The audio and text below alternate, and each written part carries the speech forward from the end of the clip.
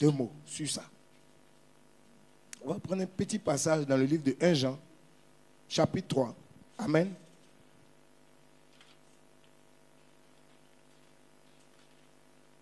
On va lire du verset 5 au verset 10, rapidement. OK?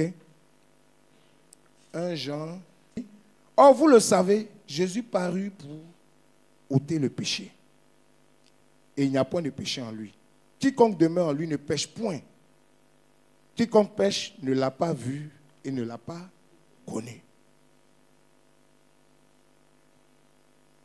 Petits enfants, que personne ne vous séduise. Séduise par rapport à quoi? Par rapport à qui est Jésus. Il y a une séduction par rapport à qui est Jésus. On ne nous présente plus ce Jésus qui parut pour ôter le péché. On nous présente un Jésus qui parut pour ôter la pauvreté sur la terre. C'est ça, c'est sa priorité. Comment faire pour rendre les gens, les pauvres, riches? Comment faire pour donner l'argent? Comment faire pour améliorer tes conditions de vie? C'est le Jésus social. C'est ce Jésus qu'on nous présente. Si tu viens, ça va aller un peu, il va ouvrir les portes pour toi, tout ça. C'est ce Jésus-là qu'on nous présente aujourd'hui. Le Jésus qui ouvre les portes du succès, mais qui n'enlève pas ton péché. Mais la Bible dit que Jésus est venu, nous savons. Vous le savez, Jésus est paru, le vrai Jésus, pour ôter le péché. Tout à l'heure, on a parlé de ça. Jésus-Christ est mort dans l'évangile de Paul. Il dit, vous savez, dans les thèmes, dans 1 Corinthiens 15, verset 1 à 3, Jésus est mort pour vos péchés. Amen. C'est pour ça que Jésus-Christ est mort. Il est venu pour le péché. Vous voyez, tu veux l'accepter comme Seigneur et Sauveur, ou bien comme, en tout cas, ton Seigneur, mais c'est par rapport à quoi? C'est par rapport à ça. Amen. Il est venu ôter le péché. Parce que c'est le péché qui nous rend esclaves. Le vrai problème des hommes sur la terre, ce n'est pas la crise économique. C'est le péché. La Bible dit, tous sont pauvres et sont privés de la gloire de Dieu. C'est ça, hein? Non. Tous sont célibataires et sont privés de la gloire de Dieu. Tous sont locataires, ils n'ont pas une maison. Donc ils sont privés de la gloire de Dieu. Tous n'ont pas de passeport ni de visa, ils ne voyagent pas. Ils sont privés de la gloire de Dieu. C'est ça? C'est quoi? Tous ont péché. Romains 3, 23, ils sont privés de la gloire de Dieu. C'est le péché qui empêche, qui bloque la gloire de Dieu. Ce n'est pas le fait de ne pas avoir une maison ou bien de ne pas être marié. Tu peux être célibataire, tu vois la gloire de Dieu. Amen. Tu peux ne pas avoir trop d'argent, tu es pauvre, tu vois la gloire de Dieu. Amen. Lazare était pauvre, il a vu la gloire de Dieu, il allait au ciel. Dans Luc 16, 19. Mais le riche qui avait toute la gloire de ce monde, il n'a pas pu voir la gloire de Dieu. Les gens utilisent ce passage qui est très clair pour quand même dire que Lazare est le malheureux, c'est le riche qui est bien. C'est une folie. On nous présente un autre Jésus aujourd'hui. Pas le véritable Jésus. Jésus parut pour ôter le péché. Et il n'y a point de péché en lui. On nous dit maintenant, quiconque demeure en Jésus-Christ ne pêche point. Il faut dire à ton voisin, ne pêche point. Quiconque pêche ne l'a pas vu et ne l'a pas connu. Je voulais vous dire quelque chose. Mes frères, le degré, le pourcentage du péché dans ta vie détermine si tu connais Jésus-Christ ou pas. C'est ce que ça veut dire. Hein? Quiconque est né de Dieu ne pêche point. Mais celui qui pêche ne l'a pas vu et ne l'a point connu. Vous voyez? Il dit, petits enfants, que personne ne vous séduise. Celui qui pratique la justice est juste comme lui-même est juste. C'est-à-dire Christ. Si tu as reçu Jésus-Christ, la vie de Jésus-Christ va jaillir de toi.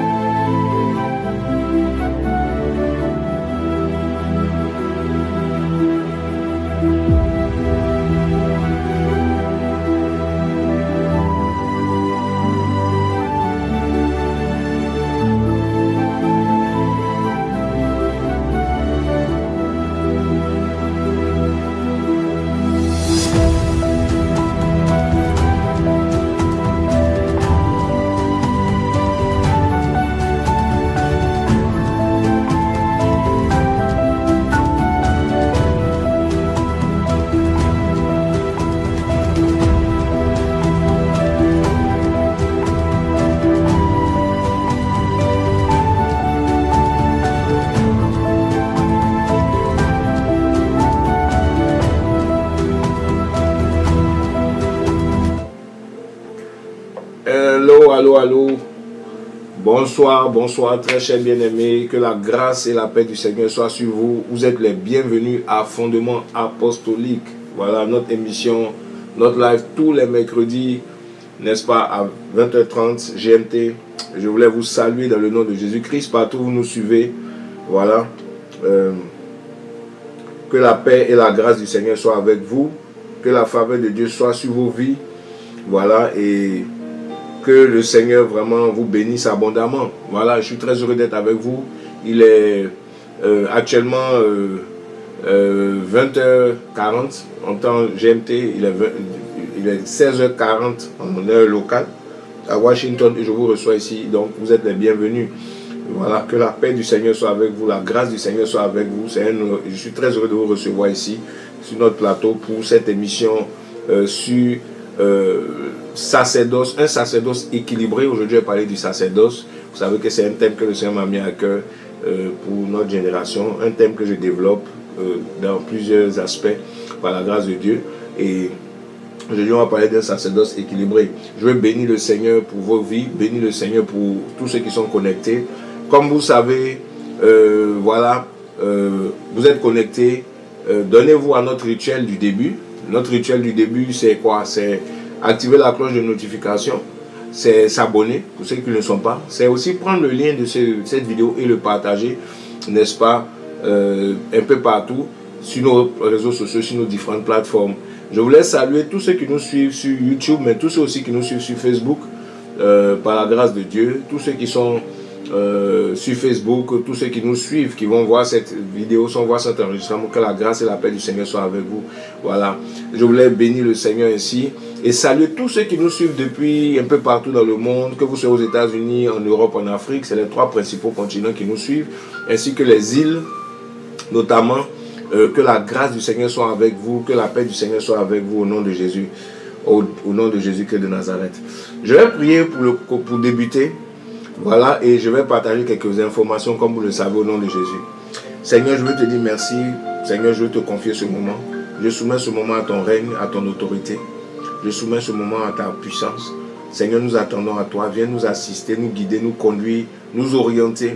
Saint-Esprit, oint cette parole que nous allons partager et que ta volonté soit faite. Bénis quelqu'un qui est connecté. Bénis quelqu'un qui va écouter ce message. Bénis tes enfants. Seigneur, que la croissance spirituelle, la maturité spirituelle soit le partage de ceux qui vont suivre ce message. Seigneur, nous attendons à toi.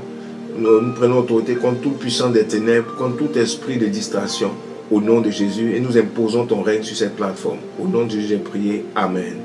Amen. Amen. Soyez bénis, soyez bénis, soyez bénis. Alléluia. Donc, voici un peu, voilà.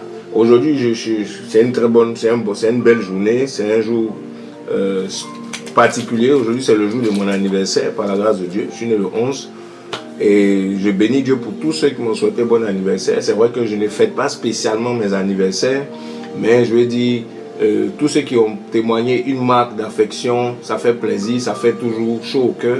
Voilà, qui m'ont témoigné une marque d'affection, qui m'ont envoyé des messages et tout, un peu partout. Que le Seigneur vous bénisse. Tous ceux qui ont prié pour moi, qui prient pour moi, que le Seigneur me soutienne, qui me souhaitent du bien, que Dieu les bénisse abondamment. Je voulais dire merci pour tous ces frères et sœurs qui me portent dans leur cœur fraternellement et qui me l'ont manifesté selon la grâce de Dieu. Donc voici, c'est ce que je voulais dire. Merci, merci, merci à tous. Merci au message, merci à tous les prières, tout ça. Voilà, amen, amen. Voilà, souvent on a besoin de savoir aussi qu'on est, que des personnes nous portent dans leur cœur, prient pour nous, ça nous fait du bien, ça nous encourage, ça nous permet d'aller plus loin au nom de Jésus. Donc que Dieu soit béni. Alléluia, alléluia, alléluia. Amen. Alors, voilà, je voulais bénir le Seigneur ici. Et puis, avant de commencer l'enseignement, je voulais juste vous rappeler que nous avons plusieurs choses qui sont en cours. La première des choses, c'est notre retraite. Voilà, la retraite du 18 au 19, non, du 18 au 20 octobre prochain. Voilà, la retraite que nous aurons au Texas, à Dallas. Donc voilà, dans la zone de Dallas au Texas. Nous voulons, je veux vous présenter cette retraite qui est là, qui se prépare par la grâce de Dieu. Nous prions pour cette retraite, nous nous préparons pour cette retraite. Alors, donc, merci à l'équipe technique. Nous avons donc la fiche. Voilà. Alors, cette retraite aura lieu et cette retraite se fera au Texas avec plusieurs orateurs. Je serai orateur, mais nous allons accueillir aussi un orateur, le prophète Brice, voilà, Soumoro, qui sera avec nous pour ce programme. Voilà. Et on bénit Dieu pour cette opportunité, on bénit Dieu pour cette opportunité, effectivement. Pensons qu'on va être bénis par ce programme-là et que le Seigneur va nous faire du bien. Il y aura d'autres bien-aimés qui vont participer à ce programme. Il y en a déjà qui ont commencé à prendre leur billet d'avion, qui ont réservé déjà leur date, et qui viennent de l'Europe, de la France notamment. Il y en a d'autres qui se déplaceront depuis les États-Unis. Et si tu es intéressé, ce n'est pas trop tard. Donc du 18 au 20 octobre, du côté du Texas, vous avez toutes les informations sur la fiche, le lieu, la date. Et il y a des numéros de téléphone que vous pouvez appeler justement pour vous inscrire. On s'inscrit, mes frères, on s'inscrit. Nous avons aussi notre site internet. Vous allez sur le site internet, vous allez dans événements. Et sur le site internet, vous aurez s'enregistrer. Voilà.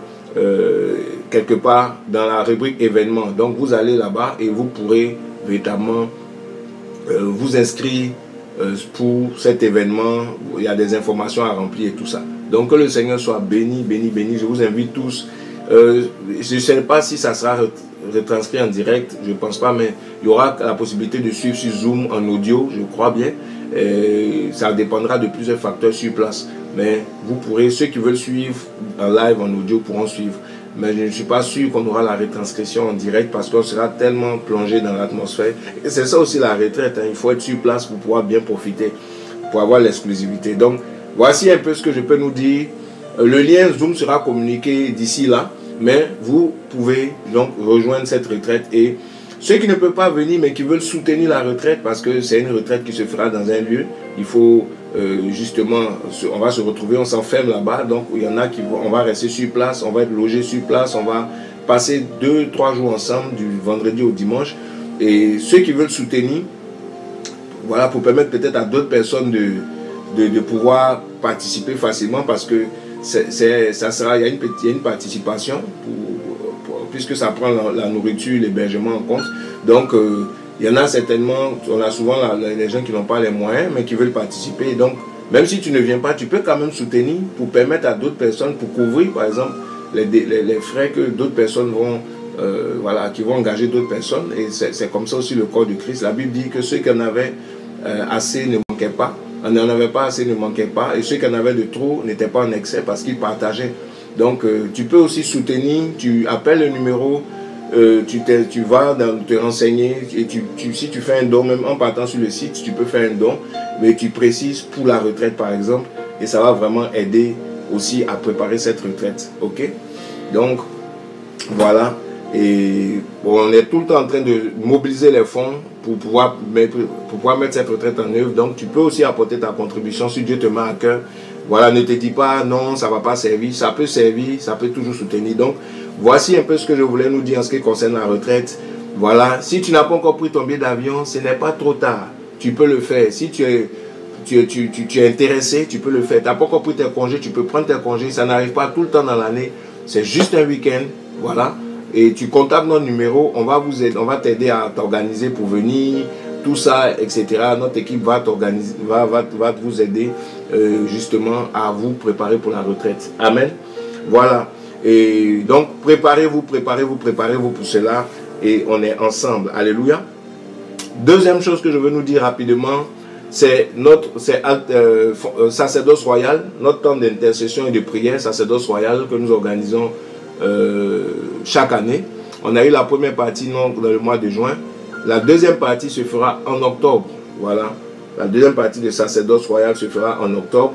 Et donc, nous pourrons justement, ça sera à la veille de la retraite. Voilà, ça sera à la veille de la retraite et on vous fera savoir. Ça sera sur Zoom et on sera ensemble pour prier. On sera ensemble pour intercéder pour la retraite, mais aussi pour le réveil dans notre génération. Donc, sacerdoce royal, voilà, c'est aussi pour bientôt. Voilà, c'est aussi pour bientôt, c'est pour octobre. Et préparez-vous donc, ça sera sur Zoom. Voilà. Et par la grâce de Dieu, préparez-vous à sacerdoce royal. Alléluia. Voilà, ça sera la deuxième partie, ça dure 2 semaines. Voilà, la deuxième partie, ça dure 2 semaines et on sera donc prêt pour sacerdoce royal. Voilà, au nom de Jésus-Christ de Nazareth. Amen. Alléluia. Voilà. L'équipe technique nous trouve l'affiche, ils vont nous présenter l'affiche du sacerdoce royal. Voilà. Ça fait partie des activités que nous aurons en octobre. Donc on se prépare à sacerdoce royal, on se prépare, n'est-ce pas, voilà. Voilà, on se prépare pour sacerdoce royal. Je pense que l'équipe technique va trouver l'affiche.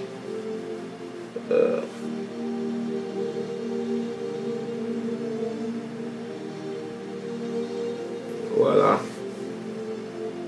Donc sacerdoce royal, merci à l'équipe technique. Donc vous voyez un peu les informations sur l'affiche. Donc sacerdoce royal du 1er au 14. Voilà.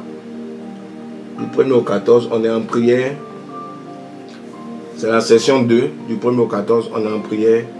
Et notre programme de la retraite, c'est pour le 18. Donc ça c'est pratiquement jusqu'au programme. On sera en train de prier, on sera en train d'intercéder, on sera en train, n'est-ce pas, de passer un temps de prière. Donc on nous y invitons. Venez nombreux. Tu as besoin de réveil spirituel, voilà, on sera là et on pourra justement se préparer à la retraite. Mais nous prions pour le réveil spirituel, nous intercédons vraiment que notre hôtel soit toujours actif devant le Seigneur. Alléluia. Donc voici, c'est du 1er au 14. Amen. C'est un prélude de la retraite. Donc ça veut dire que si vous voulez, du 1er jusqu'au 20, les 3 premières semaines d'octobre, on sera vraiment en prière, quoi, jusqu'à la fin de la retraite, quoi. C'est ce que ça veut dire tout simplement. Donc, préparez-vous à cela. Et voilà. Amen. Donc, je passe. C'était juste ça que je voulais présenter avec nous vite fait.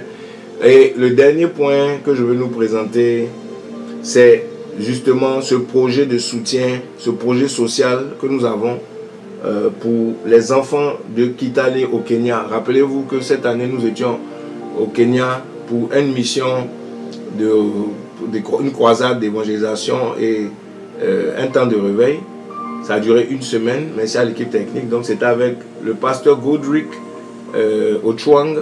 C'était à Kitale, Matisi,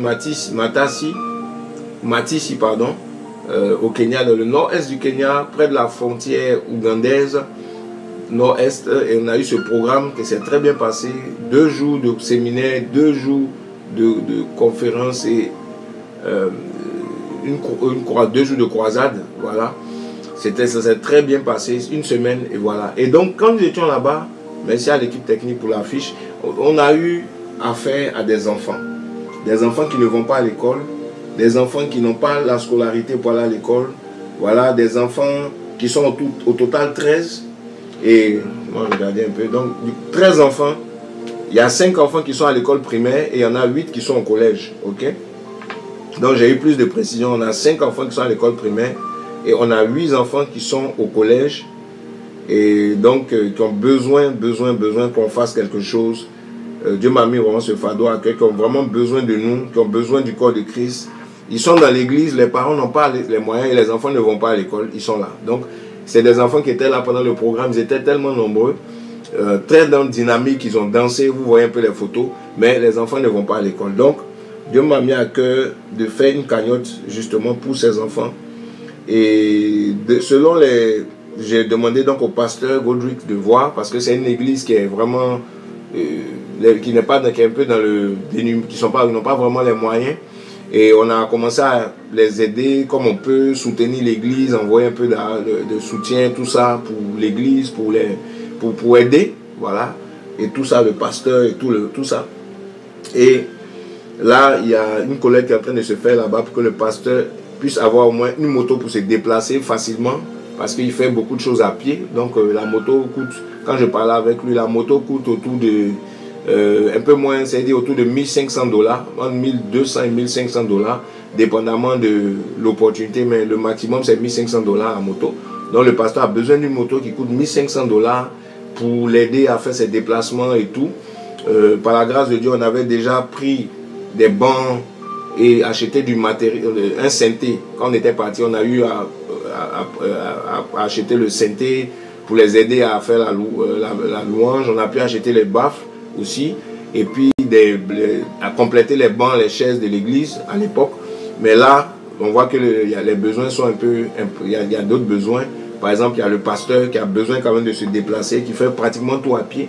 Donc, une moto de 1500 $. Donc, si vous avez à cœur de soutenir, vous êtes les bienvenus. Voilà, soutenir le pasteur qui est missionnaire dans sa mission, dans le travail que Dieu lui a demandé pour mieux visiter les bien-aimés, mieux sillonner la petite ville, enfin le petit village. Il a besoin d'un moyen de déplacement, donc une moto. Ça, c'est la première des choses, voilà, que je vous présente. Au niveau des enfants, voilà, donc comme je dis, nous avons 13 enfants, il y a 5 enfants qui sont au primaire, et puis il y a 5 enfants qui sont à l'école, plutôt 5 enfants qui sont au primaire et 8 qui sont au collège, comme je disais, voilà. 5 qui sont au primaire et 8 qui sont au collège. Et au niveau de la scolarité de l'ensemble des enfants, on est à peu près à 3 000 $, hein, qui va couvrir vraiment toute leur scolarité. Voilà, on est à peu près à 3 000 $, voilà, et c'est 3 trimestres, donc c'est à peu près 1 000 $ par trimestre, voilà. Donc en fait, pour être plus exact, c'est 945 $, quelques poussières, 27 cents par trimestre, et multiplié par les 13, et plutôt multiplié par 3, ça nous fait 2835 $.81, si je ne me trompe pas. Donc c'est pour ça que j'ai arrondi à 3 000 $, voilà. C'est ça, c'est pour la scolarité. Et puis ensuite, nous avons maintenant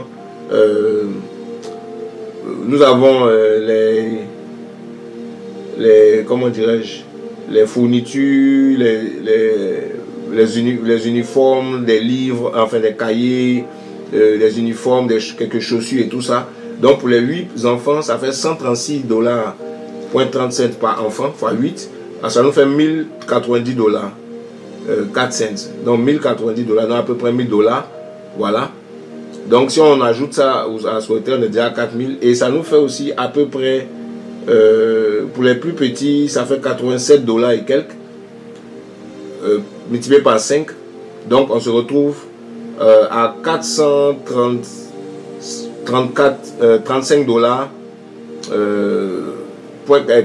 45 cents, voilà. Donc pour les plus petits, voilà. Donc quand vous regardez, ça nous fait à peu près 4500 $ pour l'école des enfants, voilà. Et si on compte les divers, on se met 500 $ de divers, on se trouve autour de 5000 $. Donc voici de quoi on a besoin pour aider ces enfants, pour aider ces enfants à aller à l'école. Et donc 4500 $ plus 500 $ de divers, éventuellement, ça fait à peu près 5000 $. Et si on compte, on ajoute maintenant 1500 $ pour la moto du pasteur à côté, ça c'est un autre projet, ça nous fait 6500 $. Donc actuellement c'est ce que nous sommes en train de regarder, voilà. Et l'urgence c'est les enfants d'abord qui doivent aller à l'école, et puis aussi bien sûr le pasteur quand même qui puisse se déplacer, qui puisse véritablement servir le Seigneur un peu plus à l'aise. Donc je vous présente cela. Si le Seigneur vous met à cœur vraiment d'aider, frère, vous pouvez faire un don de 200 $, vous pouvez faire un don de 500 $, de 100 $, de 50 $, de 10 $. Ce que Dieu vous met à cœur pour aider ses enfants, c'est une semence que nous voulons faire, c'est une cagnotte que nous voulons ouvrir. Il suffit de préciser quand vous faites le don pour les enfants du Kenya, et vous faites le don. Amen. Pour les enfants du Kenya, et vous faites le don au nom de Jésus-Christ. Pour les enfants du Kenya. Pour les enfants du Kenya. Amen. Voilà. Et vous faites le don au nom de Jésus-Christ. Donc voici un peu, aujourd'hui je vais m'arrêter là. Je vous avais dit qu'il y a d'autres choses que nous allons partager aussi avec vous. On aura la possibilité, voilà, de le faire. Voilà, on aura la possibilité de le faire prochainement. Amen. Donc voici un peu, on partage avec vous certains besoins que nous avons. C'est ensemble que nous sommes en train de bâtir cette œuvre, et que le nom du Seigneur soit béni. Alléluia. Je vous ferai une émission spéciale où je partagerai un peu plus ces besoins-là. Et si le Seigneur vous met à cœur, vous pourrez soutenir au nom de Jésus. Amen. Amen. Que Dieu soit béni. Donc, 5 000 $ environ pour les enfants, 1 500 $ pour le pasteur. Que le Seigneur nous aide, que le Seigneur fasse grâce.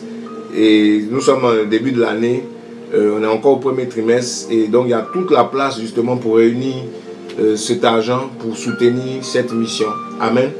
Voilà, les enfants de Kitale, Dieu est le Dieu des enfants, Dieu est le Dieu de ceux qui sont faibles, et on veut vraiment aider ces enfants pour la rentrée. Il y a pas mal de choses que nous voulons faire là-bas. C'est une œuvre, c'est une église qui est une extension de ce que nous faisons, et donc on veut aussi les aider. Amen. On a besoin de cet équilibre là aussi.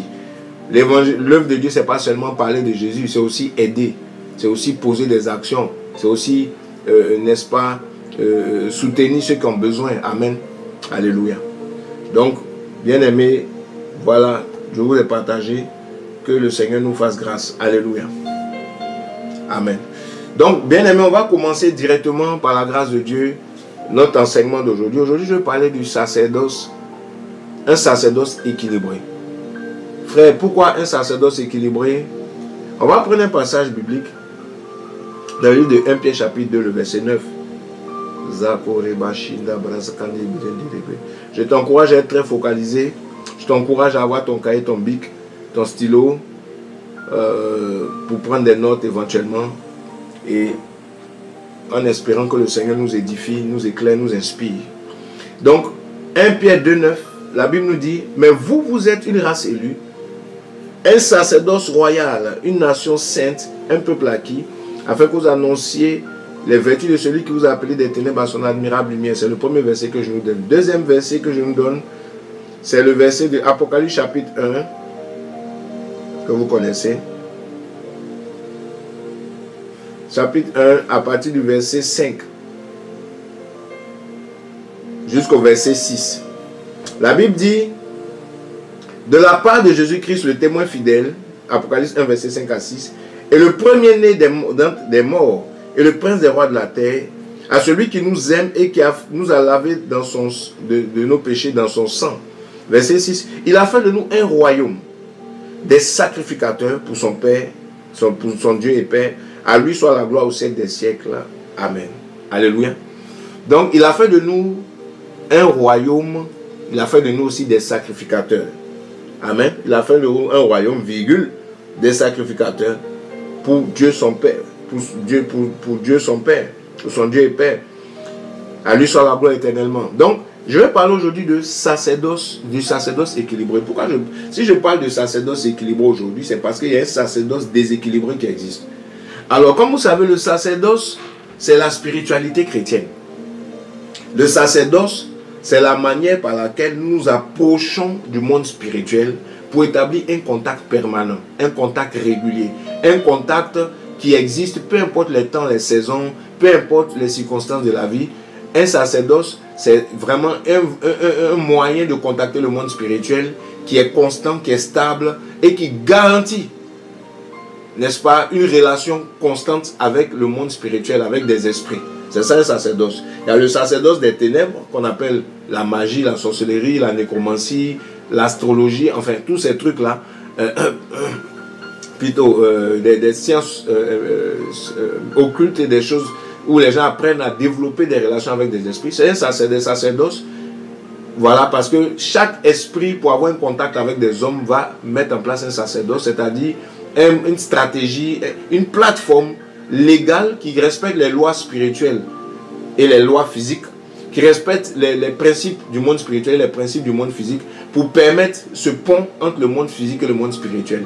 Et le sacerdoce est enseigné aux hommes par des esprits. Ce sont les esprits qui initient les hommes dans un sacerdoce. Voici pourquoi quand Dieu a appelé Moïse, il a dit: je vais mettre à part Aaron et ses enfants pour le sacerdoce, afin qu'ils me servent dans le sacerdoce. C'est Dieu qui a initié le sacerdoce aux hommes. Abraham a appris le sacerdoce par Dieu. Adam connaissait le sacerdoce parce qu'il savait que pour s'approcher de Dieu, il faut faire des offrandes. Il a enseigné cela à ses fils. Et c'est comme ça que Caïn et Abel savaient qu'il fallait faire des offrandes à Dieu, Un esprit, quand tu l'adores, il faut lui faire des offrandes, il faut bâtir un autel, il faut lui présenter du parfum, il faut lui présenter quelque chose qui touche son cœur, il faut séduire l'esprit, il faut développer une relation avec un esprit. Donc le sacerdoce, c'est l'ensemble des connaissances que le Saint-Esprit, pour nous qui sommes chrétiens, on n'est pas des ténèbres, que le Saint-Esprit nous donne pour nous amener à attirer sa présence et développer une relation permanente, constante, stable avec lui. Peu importe les circonstances et les temps. C'est ça le sacerdoce. Donc c'est très spirituel. Ok? Et justement parce que c'est spirituel, souvent on a tendance à être TTS. TTS c'est très très spirituel. C'est un thème que j'ai découvert avec mon père dans la foi. Quand j'étais plus jeune dans la foi, il parlait des chrétiens TTS. C'est-à-dire les chrétiens trop spirituels. Qui oublient que c'est vrai qu'on est spirituel, mais on est aussi sur la terre. La Bible dit que l'homme ne vivra pas seulement des pains, mais de toute parole qui sort de la bouche de Dieu. Matthieu 4, verset 4. Luc 4, verset 4. L'homme ne vivra pas seulement des pains. Mais si la Bible dit l'homme ne vivra pas, c'est-à-dire l'homme vit aussi des pains. Donc, dans le bien-être de l'homme, il y a le pain qui est prévu. Il y a la nourriture physique qui est prévue. Il y a les choses matérielles qui sont prévues. C'est vrai que l'homme ne vivra pas seulement des pains. Mais l'homme vit aussi des pains. C'est ce que ça veut dire. Pas seulement. C'est-à-dire qu'il faut l'équilibre entre la nourriture spirituelle et la nourriture biologique, physique. Mais les deux choses vont ensemble. Et c'est cet équilibre-là que je veux partager avec nous. Nous sommes appelés à être un sacerdoce. Des hommes spirituels qui développent une relation avec un esprit. Des temps de jeûne, des temps de prière, qui doivent avoir des révélations, des songes. Vous voyez un peu, des compréhensions, des mystères doivent nous être révélés. Mais cela ne doit pas nous empêcher de comprendre, de savoir que nous sommes aussi sur la terre, nous avons un corps, nous sommes dans une société. Et il y a des choses auxquelles nous devons participer. Il y a des choses auxquelles nous devons aussi prendre part. Pourquoi? Parce que Dieu a donné la terre aux fils des hommes. Amen. La Bible dit, Dieu a donné aux hommes la terre. Et les cieux sont les cieux de l'Éternel. Amen. Est-ce que la Bible nous dit? Mais il a donné la terre aux fils des hommes. Vous voyez? Et c'est important de comprendre ces choses parce que souvent on a l'impression que Dieu, vous voyez, Dieu nous a mis au ciel et puis on n'est pas sur la terre, quoi. La Bible dit dans Psaume 115, le verset 16, ceci. La Bible dit que les cieux sont les cieux de l'Éternel, mais il a donné la terre aux fils des hommes. C'est vrai que nous ne sommes pas de ce monde, mais nous sommes propriétaires de la terre. Dieu nous a donné la terre pour qu'on puisse la gérer. Dieu n'a pas donné la terre seulement aux gens qui ne sont pas en Christ. Dieu a donné la terre aux fils des hommes, aux hommes qui sont là. Et nous en faisons partie. Donc, il faut avoir l'équilibre. C'est vrai que nous recherchons les choses d'en haut. Mais pendant que nous sommes sur la terre, nous devons aussi manifester le règne de Dieu sur la terre. Manifester les choses de Dieu aussi sur la terre. Amen. C'est l'équilibre. Donc, quand on parle du sacerdoce, je parle d'un sacerdoce équilibré. C'est un sacerdoce qui n'exclut pas notre responsabilité en tant que des gouverneurs à qui Dieu a donné la terre. On ne reste pas seulement au ciel, dans les rêves, dans les songes, dans les visions, dans les révélations, dans les parler en langue, dans les jeûnes et les prières, sans rien faire sur la terre. Et je vais nous aider encore aujourd'hui parce que à l'époque, moi-même, j'étais très spirituel. J'étais tellement focalisé sur les choses spirituelles que j'étais aveuglé de comprendre ma responsabilité sur la terre. Que Dieu aussi nous appelle sur la terre à faire des choses. Il y a des choses qu'on fait sur la terre qu'on ne fera pas au ciel. Amen. Voilà. Il y a des choses qu'on doit faire sur la terre qu'on ne fera pas au ciel. Exemple, le mariage c'est sur la terre, c'est pas au ciel. Au ciel, il n'y a pas de mari, il n'y a pas de femme. C'est sur la terre qu'on peut avoir des enfants. C'est sur la terre qu'on peut fonder une famille. C'est sur la terre qu'on peut bâtir un foyer. Ça, c'est une chose terrestre. Quand les gens demandaient à Jésus au ciel qui sera le mari de qui, il a dit non, au ciel, les gens seront comme des anges. Il n'y aura ni mari ni femme. Parce que les hommes seront comme des anges. Il n'y aura pas tout ça dans le ciel. Donc, c'est sur la terre qu'il faut réfléchir, penser à ces choses, gérer ces choses. Au ciel, il n'y aura pas de business. Au ciel, il n'y aura pas de bénédiction du sol où tu sèmes et tu récoltes. Au ciel, il n'y a pas tout ça. C'est sur la terre. Ok? Voilà. C'est sur la terre qu'il y a le témoignage de Christ. On doit gagner des âmes. Au ciel, on n'aura pas. La Bible dit que personne n'aura besoin de parler à son frère. Dieu sera là, il va éclairer tout le monde. Tout le monde aura la compréhension de Dieu. Mais ici, il faut des gens pour évangéliser. Ici, il faut des gens pour bâtir des choses. Ici, il faut des gens pour intercéder. La Bible dit de prier pour les autorités. Ça se fait ici. Amen. Donc, il faut être équilibré, mes frères. Il ne faudrait pas qu'on soit des chrétiens très, très spirituels. On passe notre temps à prier et on n'a pas aussi notre responsabilité, notre impact sur la terre. La Bible dit vous êtes le sel de la terre. On n'a pas dit vous êtes le sel le sel du ciel. On va prendre ce passage. Voilà. Donc, les cieux sont les cieux de l'Éternel, mais il a donné la terre au Fils des hommes. Psaume 115, verset 16. Amen. Il a donné la terre. Donc, la terre, c'est pour nous. C'est nous qui devons modeler la terre pour refléter le royaume de Dieu ici. C'est nous qui devons mener le règne de Dieu et dans tous les domaines. Dans le domaine spirituel, dans le domaine aussi social. On doit être des modèles. Alléluia. Dans le modèle social, on doit aussi impacter. Et la Bible nous dit donc dans Matthieu chapitre 5, le verset 16, la Bible dit ceci. On évolue tout doucement. On dit, je vais lire même du verset 14 à 16. On dit, vous êtes la lumière du monde, une ville qui est située sur une montagne ne peut pas être cachée. On n'allume pas une lampe pour la mettre sous un lit, sous un boisseau, mais sur la lampe et elle luit pour ceux qui sont dans la maison. Que votre lumière donc luise, ainsi que les hommes, devant les hommes. Donc notre lumière doit luire où? Pas au ciel, devant les hommes ici sur la terre. Donc on doit être vu, on doit avoir une visibilité. Pas pour être orgueilleux, mais une visibilité pour témoigner de Dieu. Que notre lumière brille. On doit avoir de l'impact, on doit briller. Pas dans l'église seulement, mais auprès des hommes. Il y a plusieurs niveaux d'impact. Je ne vais pas rentrer dans ça aujourd'hui, mais je vais parler de l'équilibre du sacerdoce. Donc, que notre lumière luise auprès des hommes. Nous qui sommes enfants de Dieu chrétiens, si tu m'écoutes, nous devons luire auprès des hommes. Amen. Verset 16. En sorte qu'ils voient vos bonnes œuvres et qu'ils glorifient votre Père qui est dans les cieux. Pour qu'on glorifie notre Père qui est dans les cieux, il faut qu'on représente sur la terre. Pour que les hommes puissent connaître notre Dieu, il faut que nous ayons un impact sur la terre. Devant les hommes. Est-ce que c'est notre cas? Donc notre sacerdoce est censé produire de la lumière, nous amener à avoir de l'impact, à produire des œuvres que les gens vont apprécier, les gens vont reconnaître. Quand c'est par ce moyen qu'ils sauront quel Dieu nous servons, c'est par ce moyen que le nom de Jésus-Christ sera élevé, c'est par ce moyen que notre évangile pourra percer. C'est par la visibilité que nous avons, c'est par la lumière que nous émettons. Donc nous sommes dans le sacerdoce où nous apprenons de Dieu, nous recevons de Dieu des stratégies et tout, de la lumière, mais c'est pour impacter les hommes.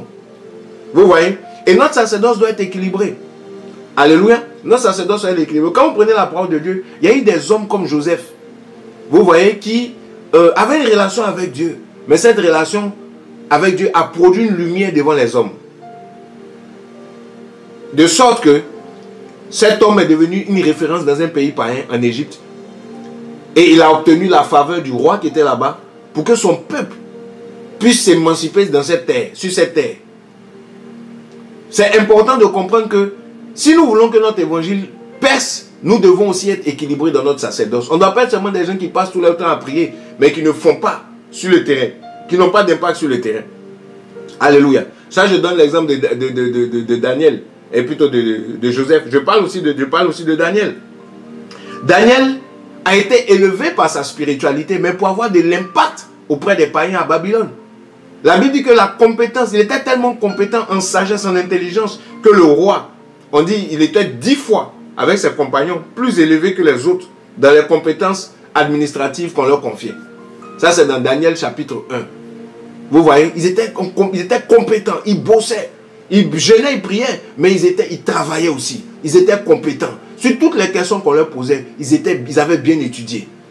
Notre sacerdoce ne doit pas nous amener à être des hommes qui sont très efficaces pour chasser les démons, pour guérir les malades et qui sont un échec dans la société.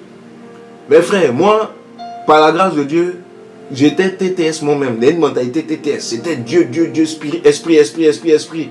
Et ça fait qu'il y avait beaucoup de choses de ma vie sociale que j'avais négligées. Mais par la grâce de Dieu, Dieu opérait un renouvellement d'intelligence pour que j'ai un équilibre.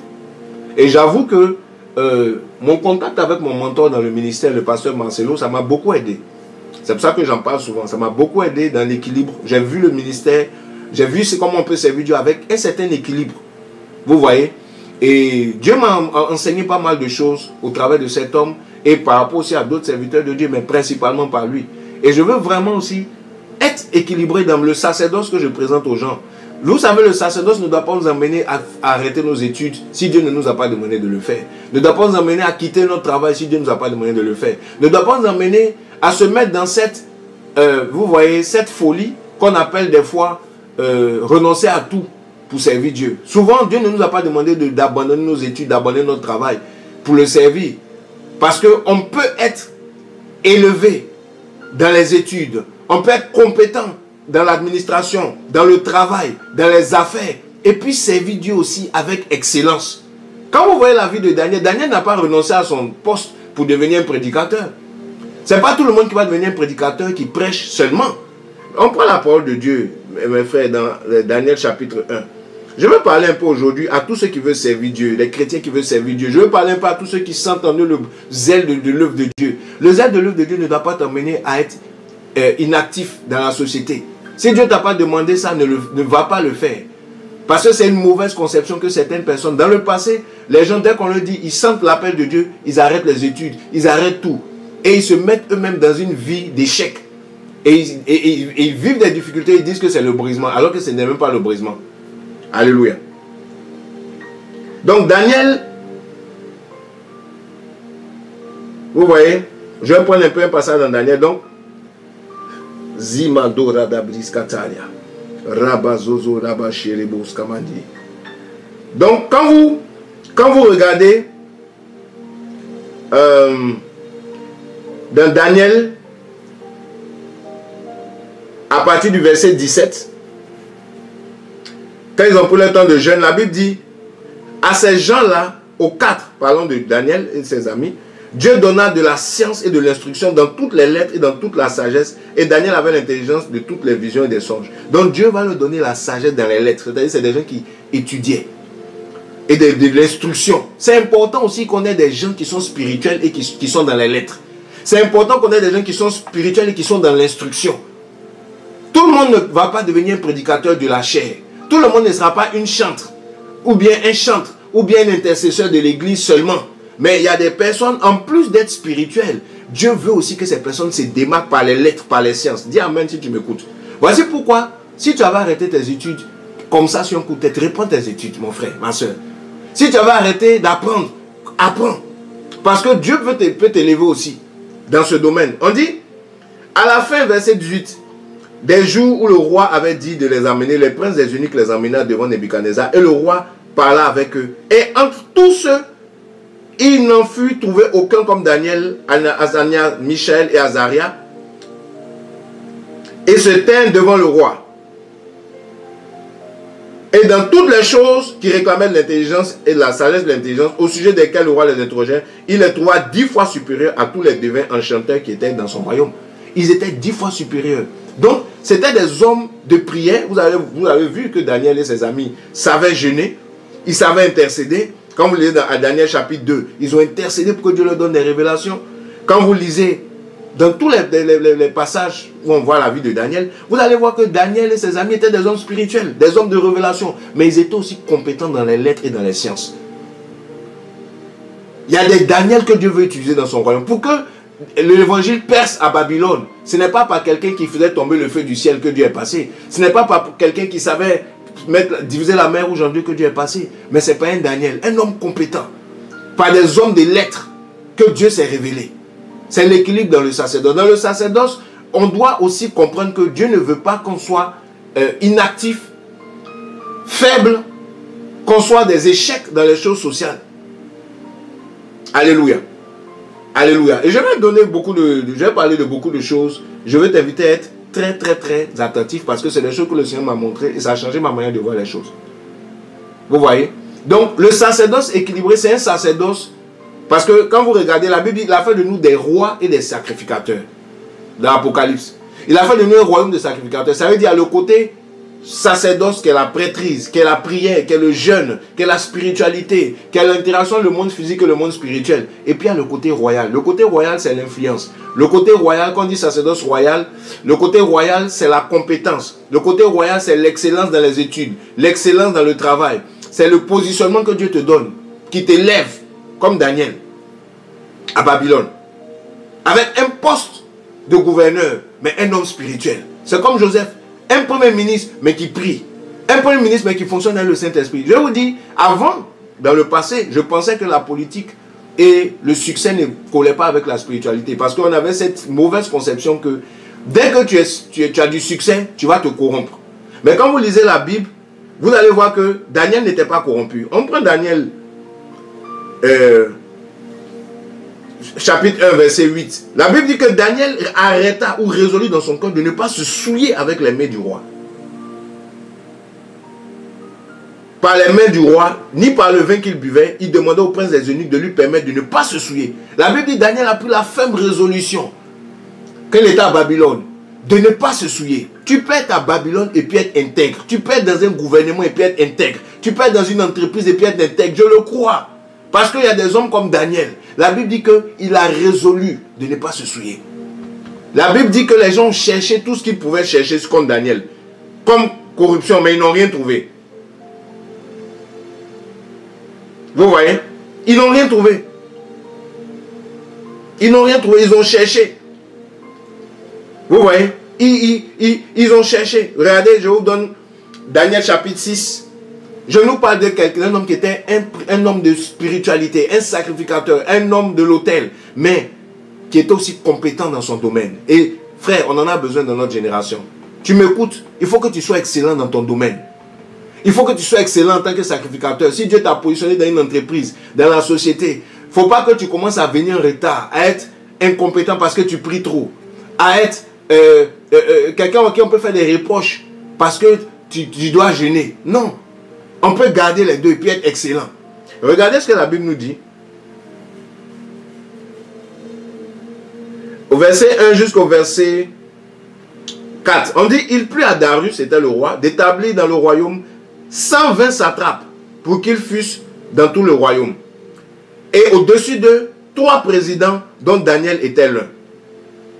Pour que ces satrapes leur rendissent compte et que le roi ne souffrit d'aucun dommage. Donc les 120 satrapes là, c'est-à-dire c'était des gouverneurs de 120 provinces. Vous avez imaginé, c'était un empire, 120 provinces. Vous voyez? C'était très grand, c'était plus grand que l'Afrique, c'était incroyable. 120 provinces. Et la Bible dit quoi? Et Daniel, on dit donc, au-dessus de ces 120 là, il y avait 3 présidents. C'est-à-dire un seul d'entre eux gérait 40 satrapes, c'est-à-dire 40 provinces, c'est-à-dire 40 pays. C'est comme ça que Daniel était. Daniel avait l'autorité sur 40 pays. Vous imaginez ça? Alléluia. C'est comme le président des États-Unis, quoi. Il gouverne sur 50 États. Donc Daniel n'était pas loin de la puissance des États-Unis en matière d'autorité. Il générait 40 provinces. Et la Bible nous dit que Daniel surpassait les présidents et les satrapes. Il surpassait tout le monde parce qu'il y avait en lui un esprit ordinaire. Et le roi pensait à l'établir sur tout le royaume. C'est-à-dire que Dieu voulait établir Daniel sur les 120. C'est-à-dire Daniel allait être comme quelqu'un qui a de l'autorité aux États-Unis, en Europe et en Afrique. C'est comme ça qu'il allait être. Vous imaginez un homme de Dieu, un enfant de Dieu qui est tellement intègre, qui est tellement spirituel et qui est tellement compétent qu'on veut l'élever à ce niveau. Dieu n'est pas contre cette élévation. Sinon Daniel allait être un exemple d'échec pour nous. Et la Bible n'allait même pas parler de lui. Mais la Bible nous parle de comment Daniel était excellent dans le travail, mais aussi un homme spirituel, à cause de l'esprit extraordinaire qui est en lui. Regardez le verset 4 qui est notre verset.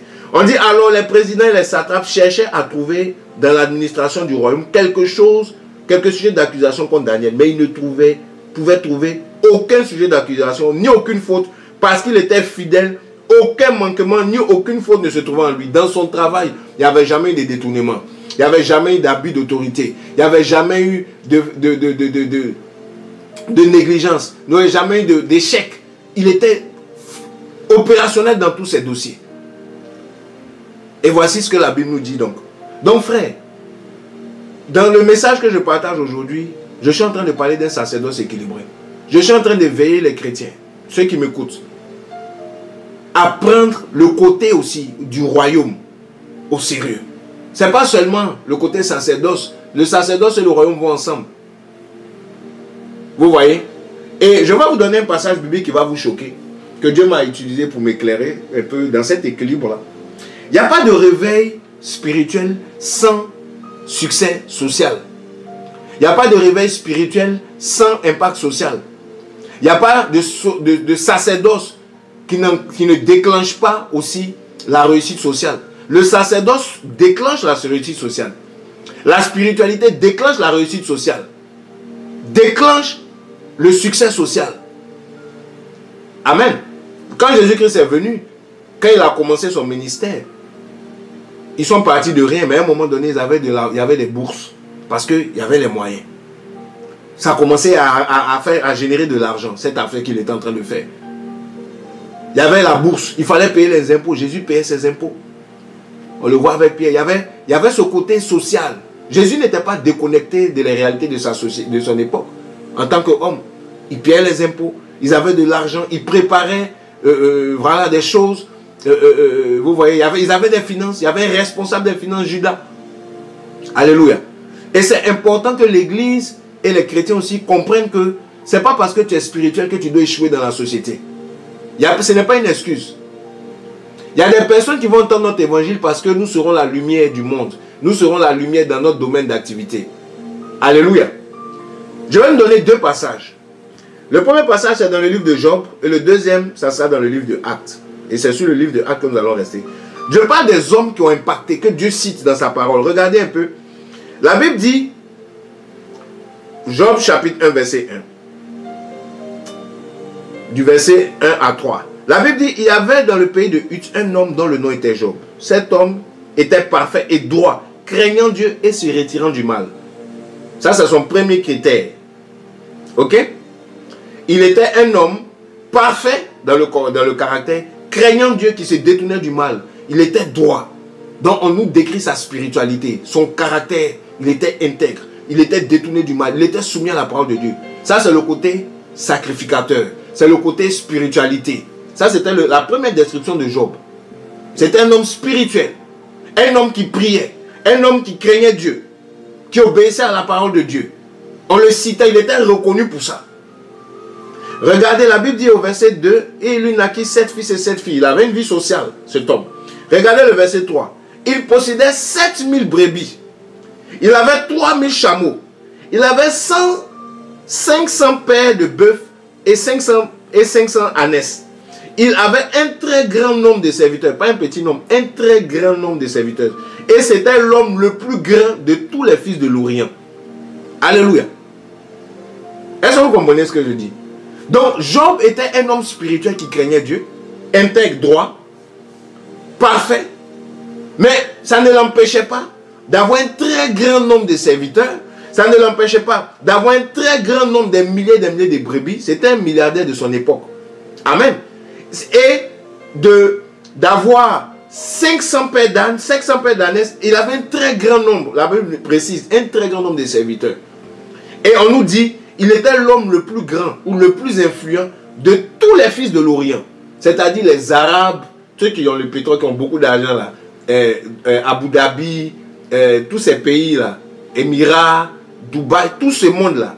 Job était plus riche que tous ceux qui habitaient dans ces coins.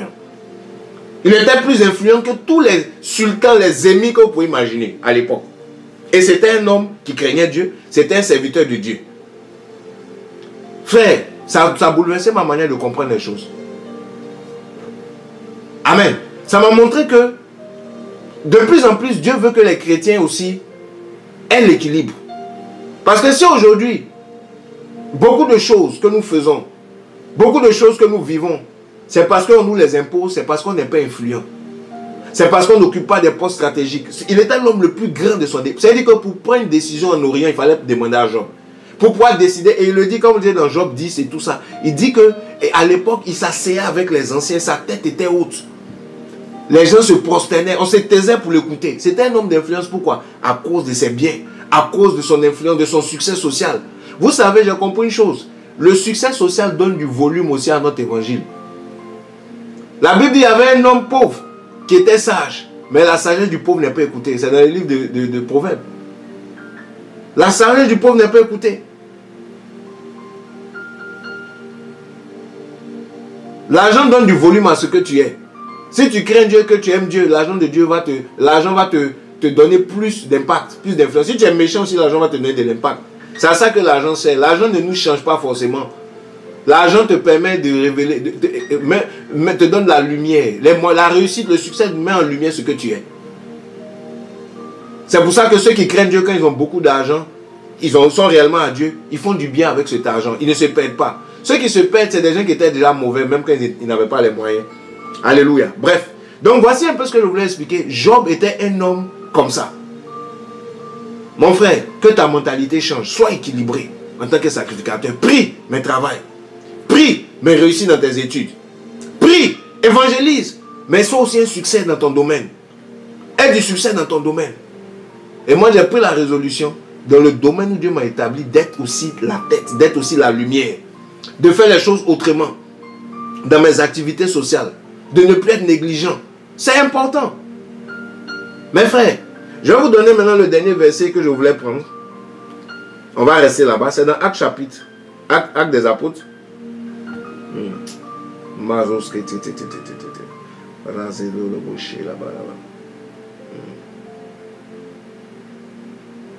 Alléluia. Je vais prendre deux passages dans Actes chapitre 2. Quand le Saint-Esprit est descendu sur les apôtres, la puissance de Dieu les a touchés. Ils ont commencé à parler en langue, ont commencé à prêcher. Et il y a quelque chose qui a commencé à se passer. Amen. La Bible dit au verset 45. La Bible dit, ils vendaient leurs possessions et leurs biens et les distribuaient eux selon qu'ils avaient pour pouvoir avoir les besoins. Avant que le Saint-Esprit vienne sur eux, ils ne vendaient pas. Ils ne pensaient pas à entreprendre. Est-ce que Dieu m'a enseigné? Quand le Saint-Esprit est descendu, il y a eu le réveil dans la prière, le parler en langue est descendu. Les gens commençaient à intercéder. Mais ce n'est pas la seule chose qui s'est passée. Le sacerdoce a été enclenché, mais c'était un sacerdoce royal. Ça veut dire que Dieu voulait aussi des gens qui ont de l'influence, des gens qui sont créatifs, des gens qui peuvent impacter la société. Il y a eu un esprit d'entrepreneuriat, un esprit de succès. L'esprit de Jésus est venu sur leur vie pour apporter aussi les inspirations pour le succès. Ils ont commencé à vendre, à faire du commerce, à travailler. Ils ont commencé à entreprendre. Ce qu'ils avaient, qu'ils minimisaient, ils ont commencé à... Tiens, mais ça a de la valeur, on peut troquer ça. Je peux faire des affaires. Non seulement pour aider l'église, mais aussi pour aider mes frères, mais aussi même pour aider la société. Ils ont commencé à avoir de l'impact social parce qu'à cause de le chiffre d'affaires de Jérusalem a augmenté. L'économie de Jérusalem, parce qu'ils ont commencé à vendre. Il y a eu un boom économique à Jérusalem. Est-ce que tu dis Amen? C'est ce que vous ne savez pas, on ne sait pas. On lit, le Saint-Esprit est tombé, ils ont fait des... Ce n'est pas les miracles seulement de ressusciter les morts, de faire lever les paralytiques seulement. Il y a eu un boom économique à Jérusalem. Parce que les activités commerciales ont augmenté. Eux tous, ils sont devenus des entrepreneurs. Quand vous lisez dans le chapitre 3, Amen. Verset 34, la Bible dit, quand il n'y avait parmi eux aucune personne nécessiteuse, parmi ces chrétiens-là, il n'y avait pas de pauvres, des nécessités, ça n'existait plus. Ils se sont dit, ben tiens, on prie, mais il y a des pauvres au milieu de nous. On prie, mais il y en a qui ne travaillent pas. On prie, mais il y en a qui sont dans le besoin. Comment on peut faire pour éradiquer la pauvreté, éradiquer l'injustice, où d'autres ont l'argent, d'autres n'ont pas l'argent au milieu de nous? Qu'est-ce qu'on peut faire? On va commencer à créer des business, on va commencer à investir, et puis on va répartir les biens dans l'église. Il faut que les chrétiens changent de statut social. C'est ce que l'église primitive faisait. Ils disent, la Bible dit, il n'y avait pas, aucun parmi eux n'était nécessiteuse. Personne nécessiteuse, aucune personne n'était nécessiteuse. Car tous ceux qui possédaient des champs et des maisons les vendaient. Et ils apportaient le prix des choses vendues. Et ils les mettaient au pied des apôtres. Et il y avait une distribution à chacun. Ça ne veut pas dire qu'on prenait l'argent seulement pour donner aux gens, pour qu'ils dépensent. Non. Mais on disait aux gens, toi, qu'est-ce que tu veux faire? Qu'est-ce que tu sais faire? On investissait et on apprenait aux gens de travailler avec de leurs 10 doigts. C'est pour ça que Paul dit que celui qui ne travaille pas, qui ne mange pas. On apprenait aux gens à travailler. On apprenait aux gens que l'évangile, ce n'est pas seulement prier. L'évangile, c'est aussi réussir socialement. Le sacerdoce, ce n'est pas seulement prier en langue dans la chambre haute. Quand tu finis de prier dans la chambre haute, sors maintenant. Évangélise. Mais n'évangélise pas seulement. Fais des affaires qui vont marcher. Fais des affaires qui vont réussir. Parce que parmi les enfants de Dieu, il y en a qui ont besoin d'emploi. Parmi les enfants de Dieu, il y en a qui sont nécessités. Et ton succès peut bénir d'autres personnes. Amen. Si tu pries seulement pour les malades et que tu les guéris et les nécessités. Les apôtres ont compris que chasser des démons n'était pas le seul moyen par lequel Jésus voulait envoyer le réveil à Jérusalem. Quand Jésus a dit, restez à Jérusalem, vous allez recevoir la puissance qui va descendre sur vous. Il parlait aussi d'une puissance qui est capable de créer un boom économique.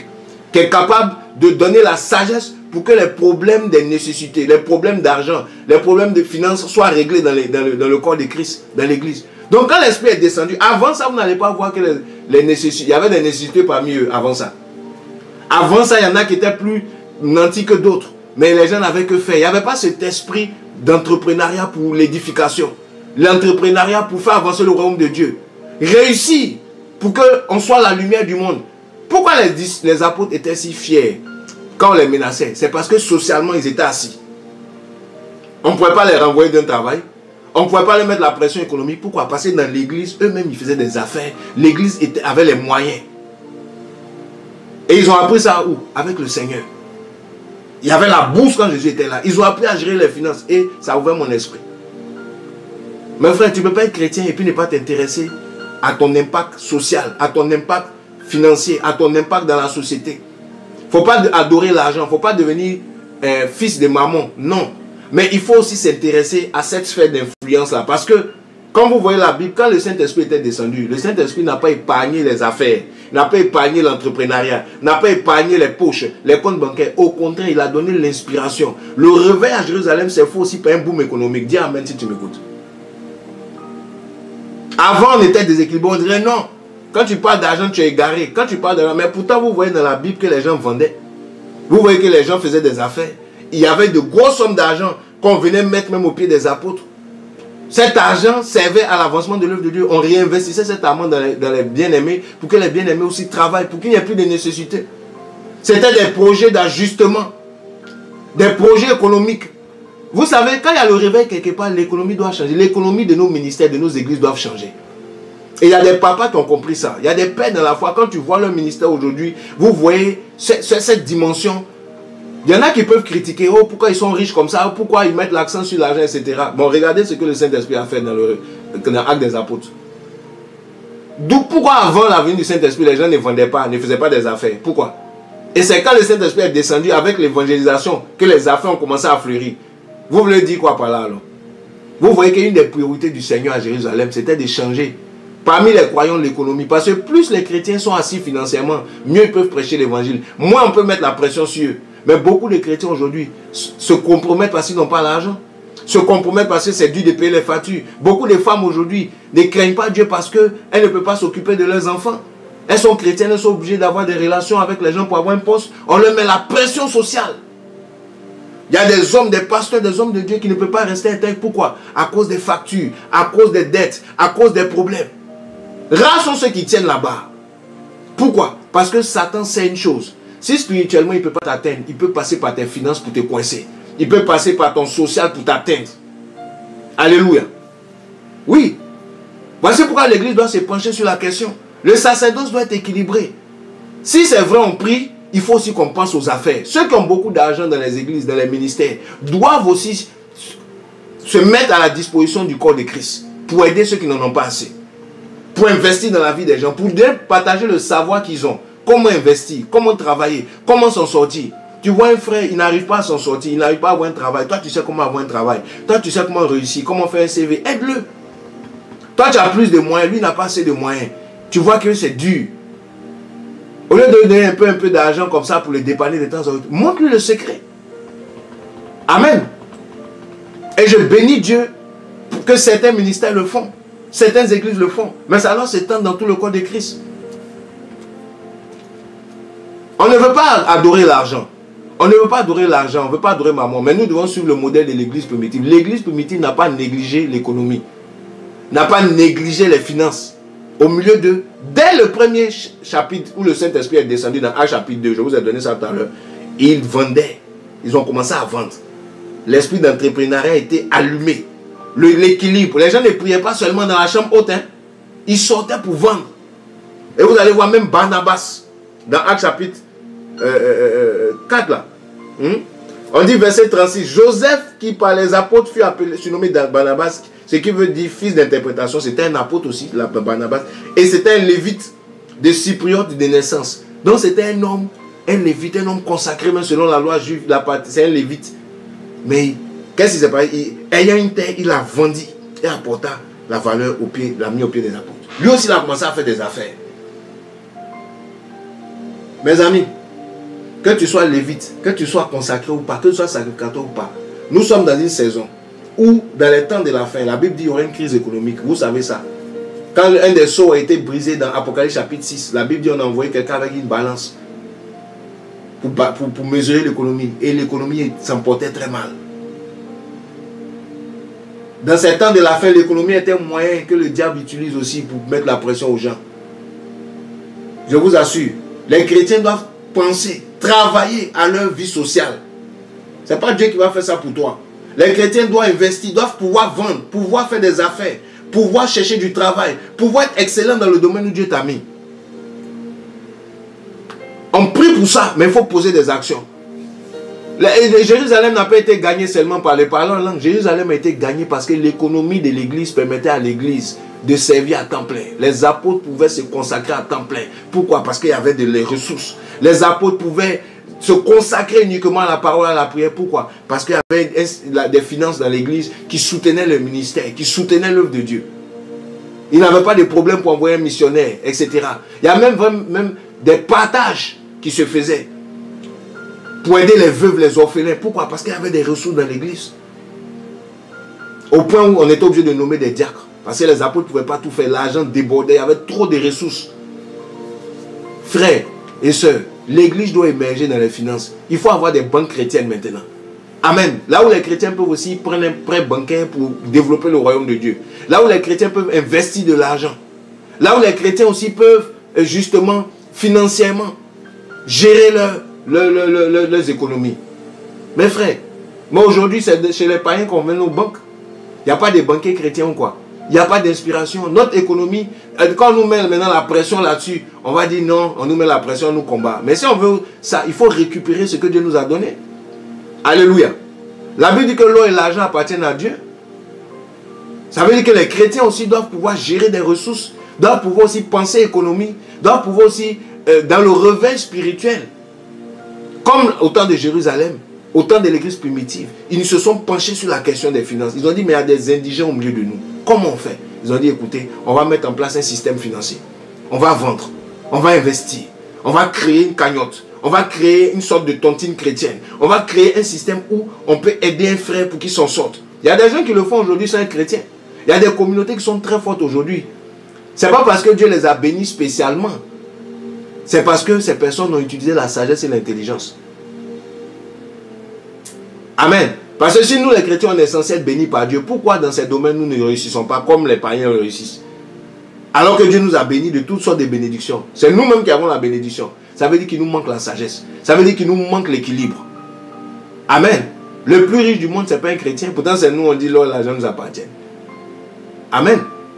C'est nous qui avons les promesses. Tu prêteras et tu n'emprunteras pas. Tout ça, c'est les bénédictions. Mais la plupart des dettes, c'est les chrétiens qui contractent ça aussi. Ça veut dire qu'on doit revenir. Il y a quelque chose que nous ratons.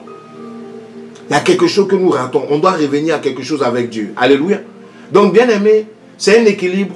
Moi, le premier, je suis touché par ce message. Le Seigneur me parle d'un sacerdoce équilibré. Il ne faut pas être prière seulement. Et puis négliger certains aspects de la vie. Alléluia. Non, frère. Si on fait ça, on va rater quelque chose. Notre message sera authentique, mais il ne sera pas écouté, il ne sera pas puissant. On a besoin de l'influence. On a besoin d'être des rois dans notre génération. C'est-à-dire des hommes d'influence, des Daniel. On a besoin d'être des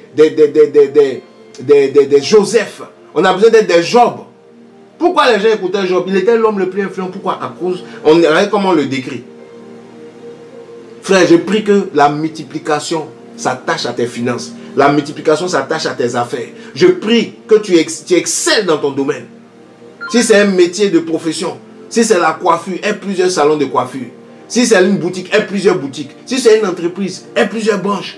Étends ton influence, mais ne néglige pas ce côté. Dieu va te donner l'intelligence aussi pour ça. La Bible dit que Dieu avait donné l'intelligence pour les lettres, l'intelligence pour la science. à Daniel et à ses amis. Dieu ne nous donne pas seulement le parler en langue. Dieu ne nous bénit pas seulement avec des dons spirituels. Il nous donne aussi des dons naturels. S'il y a des dons spirituels, il y a aussi des dons naturels. Il y a aussi des bénédictions liées au sol. Il y a des bénédictions liées au ciel. Il y a des bénédictions liées à ta semence. Ce que tu sèmes, à ton travail. Amen. Et c'est des choses qu'on ne doit pas nous échapper. Je prie que le déséquilibre soit brisé dans ta vie. Je prie que la limitation dans ta pensée, où tu as un sacerdoce qui est extrémiste, c'est prière, que ce sacerdoce-là soit renversé, qu'il devienne un sacerdoce équilibré, que ce message pénètre dans ton cœur, change toutes les barrières, les forteresses qui avaient été élevées, qui faisaient que tu te méfiais du succès social, que ces forteresses soient renversées. En tant que chrétien, tu as été appelé pour réussir aussi dans la vie. La réussite n'appartient pas aux païens, ça appartient aussi aux chrétiens. Les chrétiens doivent réussir. Un chrétien doit exceller. Un chrétien doit être la tête, il doit être au top dans l'administration, au top dans les études, dans les examens, dans les entreprises, dans les business, dans l'investissement. Il faut qu'on réclame ce que Dieu nous a donné. Parce que la réussite sociale, ce n'est pas pour les païens. Dieu a dit à Caïn, la Bible dit plutôt à Adam, la Bible dit, Dieu le bénit, dit, soyez féconds, multipliez la terre. Cette fécondité-là, c'est dans les affaires aussi. C'est spirituel, mais c'est aussi matériel. Il faut l'équilibre. Réussis dans tes affaires. Réussis dans ce que tu fais. Alléluia.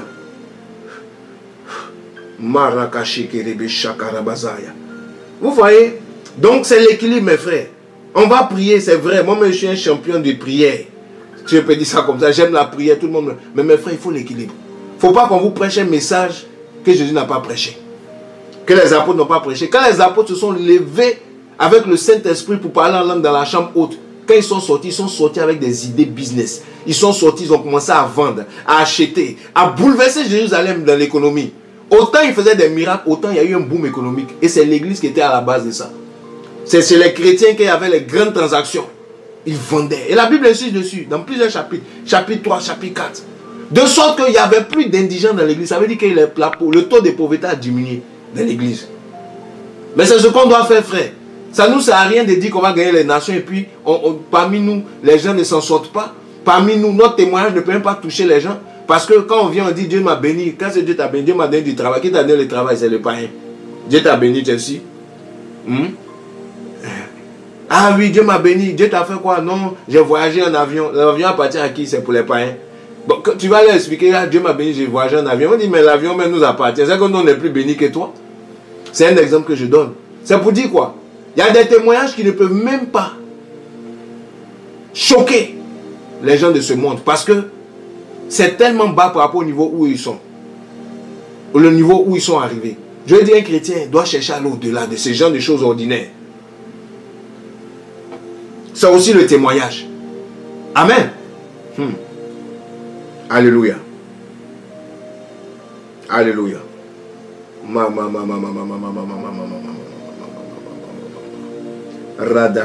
On va lire Genèse chapitre 39, c'est un verset que Dieu met dans ma tête. Verset 2. Genèse 39, verset 2.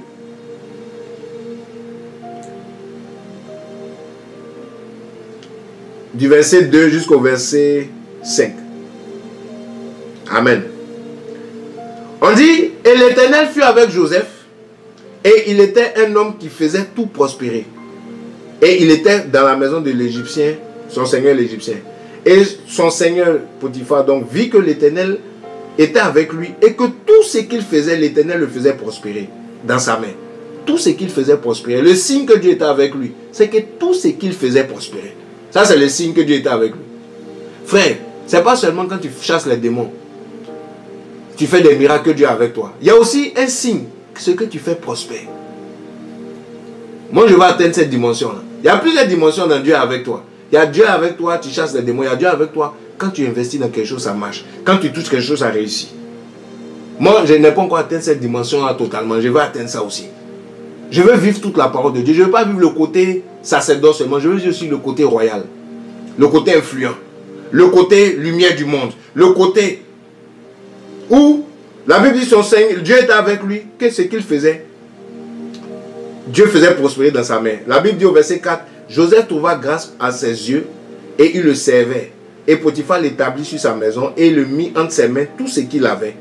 Et il arriva que depuis qu'il lui établit dans sa maison et sur tout ce qu'il avait, que l'Éternel bénit la maison de l'Égyptien à cause de Joseph. Et la bénédiction de l'Éternel fut tout ce qui était à lui dans la maison et au champ. Vous voyez? Donc Dieu bénit, Dieu multiplia. De sorte que c'est ça qui a fait que Joseph a été élevé. C'est ça qui a fait que Joseph est monté jusqu'à l'arrivée au sommet. C'était quoi? C'est que Joseph ne priait pas seulement. Joseph était un homme qui priait, mais un homme qui réussissait. C'est la réussite de Joseph qui a fait que Joseph a connu l'ascension qu'il a eue dans la maison de Potiphar. Il était esclave, il est devenu chef, jusqu'à ce qu'on le mette sur tous les biens. Et c'est dans le même esprit qu'il s'est retrouvé chez Pharaon. Frère, c'est ta réussite aussi sociale. Tu as une source spirituelle, c'est vrai, parce que Dieu est derrière, mais qui va se manifester aux yeux des gens. Potiphar n'était pas un homme qui craignait Dieu. Comment il a fait pour savoir que Dieu était avec Joseph? C'est parce que tout ce que Joseph faisait réussissait. C'est par le succès de Joseph qu'il a vu que Dieu était avec Joseph. Il y a des gens qui vont voir que Dieu est avec toi, pas parce que tu prêches, mais parce que tu as du succès. Pas parce que tu pries, mais parce que tu as du succès. Dans ta famille, tu parles de Jésus aux gens, mais quand les gens te regardent, ils ne voient pas le succès.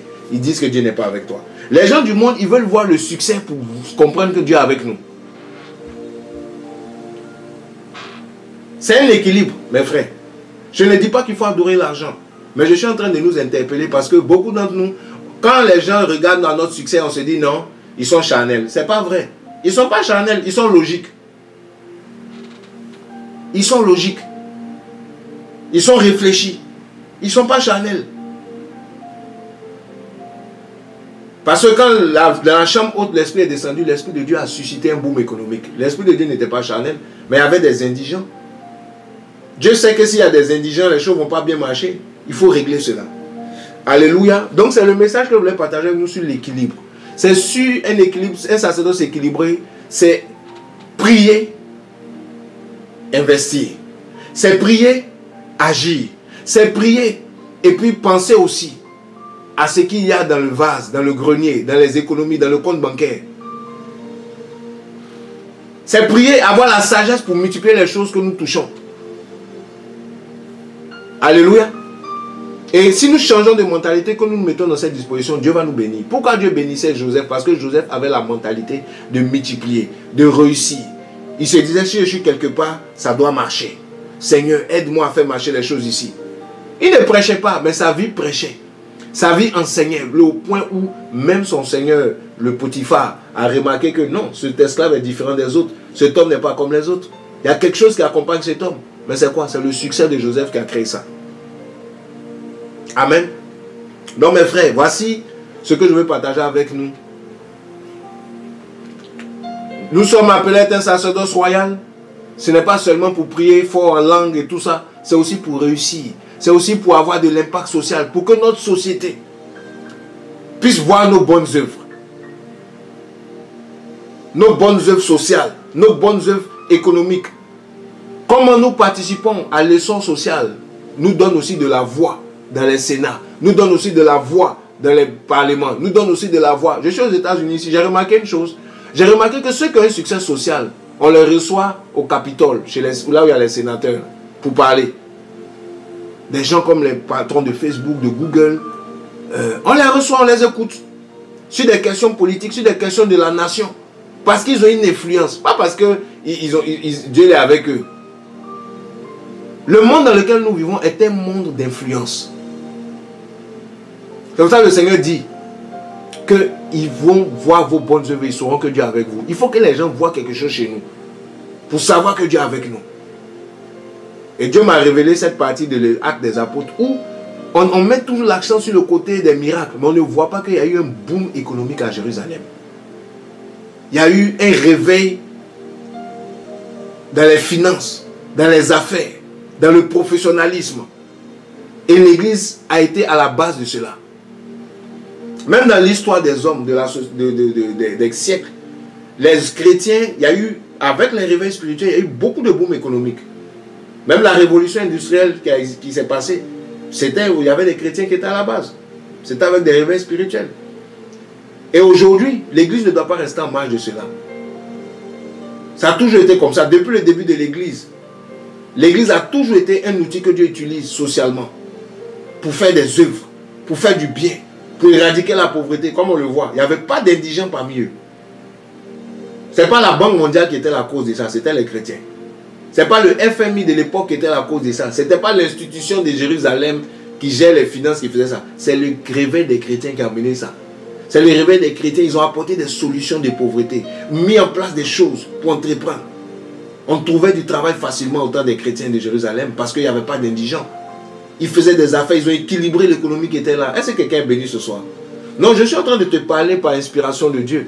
Vous savez, souvent on lit la Bible. Si Dieu ne trouve pas l'intelligence, tu ne vas pas voir ce que j'explique. C'est dans la Bible, on lit, mais on ne voit pas. On nous a donné les lunettes TTS. Tout ce qu'on voit, c'est parler en langue. Ils ont parlé en langue, il y a eu le feu. Ils ont parlé en langue, il y a eu le feu. Mais la Bible dit le problème des indigents, ça a été réglé. Ça a été réglé par quoi? Par les business qu'ils ont commencé à mettre en place. Par les finances qu'ils ont commencé à générer. Ils ont commencé à s'organiser ensemble. Ce n'était pas une seule personne qui faisait ces finances. La Bible dit qu'ils mettaient ça ensemble. Ils avaient des tontines. Ils mettaient l'argent ensemble pour aider. Ils étaient très communautaires.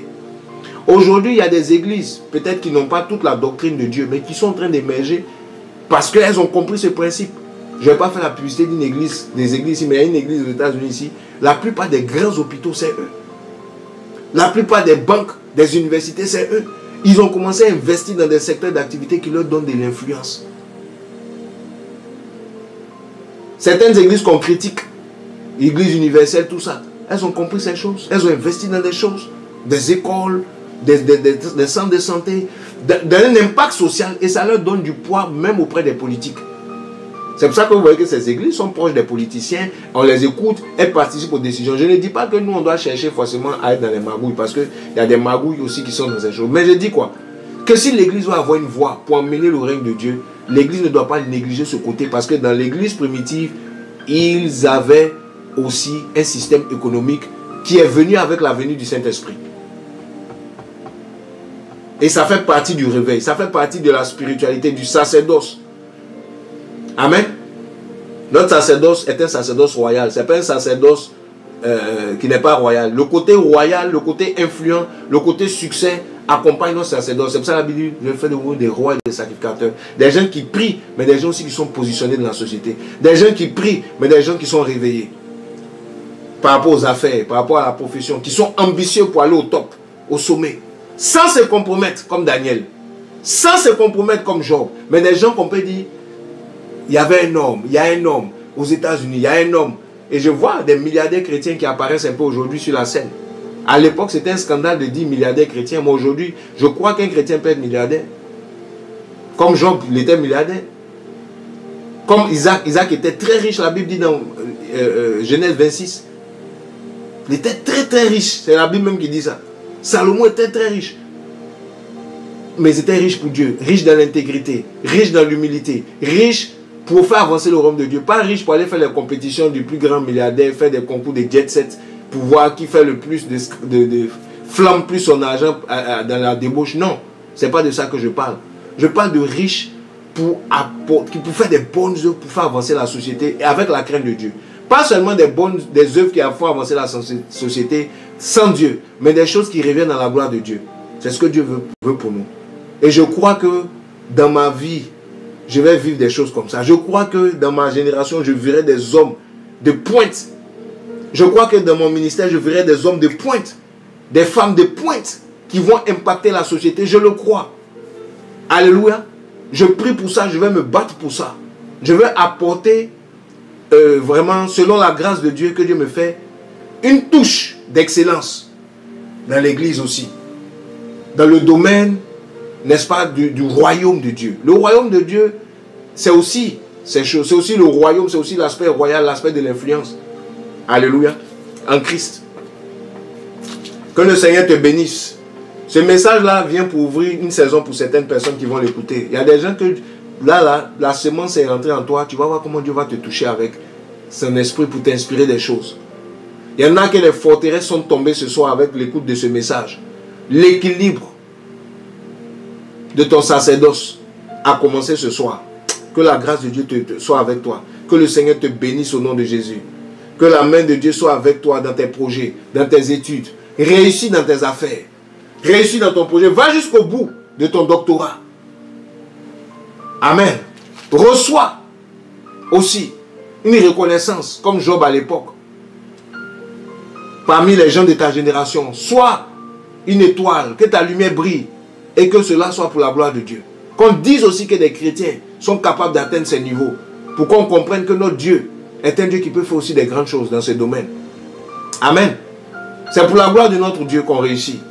Alléluia. Vous savez, le succès attire les regards, ça attire l'attention des gens. Tous ceux qui réussissent, on fait des reportages sur, on les cherche. C'est comme ça que les chrétiens aussi doivent emmener l'évangile. On te donne une plateforme pour t'exprimer, tu prêches l'évangile là-bas. Mais si on ne te voit pas, si tu n'es pas une lumière, qui va vouloir t'écouter? Ton évangile ne pourra pas rentrer dans certains milieux. C'est pour ça que Dieu veut qu'on réussisse. C'est pour ça que Daniel pouvait parler de son Dieu à Nebuchadnezzar. Il dit, il y a un Dieu dans les cieux. C'est lui qui révèle les secrets. Quand Nebuchadnezzar a vu l'excellence de l'esprit, il dit non, à partir d'aujourd'hui, là, qu'on n'adore plus des statues ici. C'est le Dieu de Daniel qu'on doit adorer. Pourquoi? Parce que Daniel était à côté du roi. Amen. À cause de toi, on va prendre des décrets dans ta ville, à la mairie de ta ville, à cause de toi, à cause de ton impact. On va prendre des décrets pour changer les lois, changer les choses. Parce que Dieu va t'élever, parce que tu vas réussir dans ton domaine. On va prendre des décrets dans ton université à cause de toi. On va changer les règles parce que tu es une étoile, parce que tu es une lumière, parce que tu réussis, parce que l'onction royale qui est sur ta vie va de plus en plus se manifester. Alléluia. Je parle sur quelqu'un. Au nom de Jésus. C'est dans ce temps-là qu'on est. Alléluia. Bien-aimés, voici le message que je voulais partager avec nous. Je vais prier au nom de Jésus. Seigneur, que ces paroles soient scellées. Que nos vies soient changées. Donne-nous l'équilibre dans le sacerdoce. Que notre sacerdoce soit équilibré. Oh, dans la spiritualité, dans la royauté. Seigneur, dans la prière, mais aussi dans l'influence. Dans le succès dans les affaires. Dans l'entrepreneuriat. Dans les carrières professionnelles, politiques. Là où tu nous positionnes pour que nous puissions apporter ta lumière, Seigneur, nous voulons accepter. Seigneur, je prie que tous ceux d'entre nous qui avaient des pensées contraires, tous ceux qui avaient des pensées d'échec, des pensées de limitation, que ces barrières soient renversées, que nos esprits soient ouverts et que tu agisses avec nous pour nous emmener au sommet, au top, pour la gloire de ton Saint-Nom. Seigneur, nous nous ouvrons à cet équilibre dans le sacerdoce. Comme au temps de l'église primitive, où nous pouvons prier à la chambre haute et on peut sortir pour faire des affaires.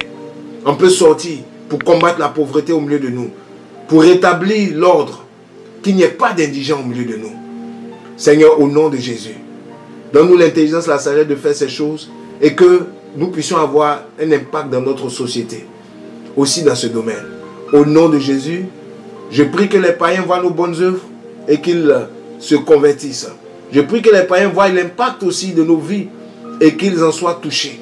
Au nom de Jésus, comme tu l'as dit dans ta parole. C'est dans le nom de Jésus que j'ai prié, je scelle ces paroles.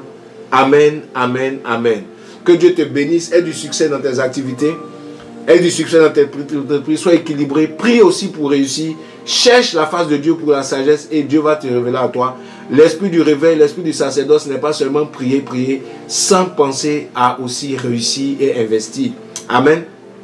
Donc voici un peu l'équilibre que je voulais apporter ce soir avec un sacerdoce équilibré. Amen, amen. Que le Seigneur vous bénisse, vous bénisse, vous bénisse. N'oubliez pas tous nos programmes, n'oubliez pas la retraite d'octobre. Voilà. N'oubliez pas de vous enregistrer sur notre site internet. Il y a un truc à remplir. Voilà. Vous vous inscrivez, vous prenez votre billet d'avion, vous vous préparez pour le voyage du 18 au 20 octobre au Texas, à Dallas. Ça sera extraordinaire. Donc voilà, il y aura plusieurs orateurs comme je vous ai dit. Voilà. Et puis n'oubliez pas toutes les autres choses, n'est-ce pas, nos différents programmes, nos formations. Voilà, je pense que l'équipe va nous faire passer encore notre élément avec les différents programmes. Voilà, et si vous voulez faire un don aussi, je pense que les informations vont passer. Si vous voulez soutenir pour les projets, le projet du Kenya, soutien aux enfants du Kenya, voilà, et aussi le projet pour soutenir le pasteur là-bas, voilà, le projet d'achat d'une moto et le projet de l'école des enfants, l'école de ces 13 enfants au Kenya. Vraiment, tu peux nous aider, tu peux, voilà, soutenir. Merci à l'équipe technique qui est en train de faire passer les informations. voilà, des finances, contacte-nous et tu précises pourquoi tu fais le don, s'il te plaît, au nom de Jésus. Que le Seigneur vous bénisse, que la grâce de Dieu soit avec vous. C'était Fondement Apostolique. Passez une très bonne semaine. Voilà, je vous donne rendez-vous la prochaine fois pour continuer ce voyage, voilà, de la parole de Dieu. Mais pour l'heure, que ta vie soit changée, soit une lumière pour ta génération aussi dans ce domaine. Amen. Amen, amen, amen, amen.